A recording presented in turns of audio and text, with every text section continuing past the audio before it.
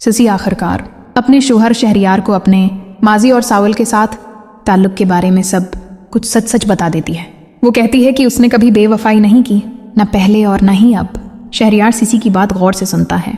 वो समझ जाता है कि सच छिपाना जुर्म है, लेकिन सच कबूल करना हौसले की अलामत है। इसीलिए वो सिसी के किरदार पर शक करने के बजाय उसका साथ देने का फैसला करता है। दूसरी तरफ सावुल पिया और उसके वालिद असलम के लिए ढाल बनकर खड़ा हो जाता है। एक खफिया USB और CCTV फुटेज केस का रंग बदल देती है। अदालत में ये सबूत साबित कर देते हैं कि असलम और उसके गैराज के लड़के बेगुनाह हैं। जज शवाहिद देखने के बाद असलम की फौरी रिहाई का हुक्म दे देता है। ये लम्हा पिया और उसके खानदान के लिए उम्मीद और इंसाफ की जीत बन जाता है। मगर कहानी यहाँ ख़त्म नहीं होती। सीठ दाऊद, जो असल मुजरिम है, इस फैसले पर आग बगोला हो जाता है। वो मीडिया के जरिए पिया की किरदार कशी और असलम को दोबारा फंसाने का मंसूबा बनाता है।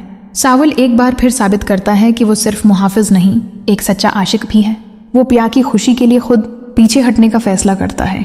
इसके नज़दीक मोहब्बत का मतलब हासिल करना नहीं, बल्कि महफूज रखना है।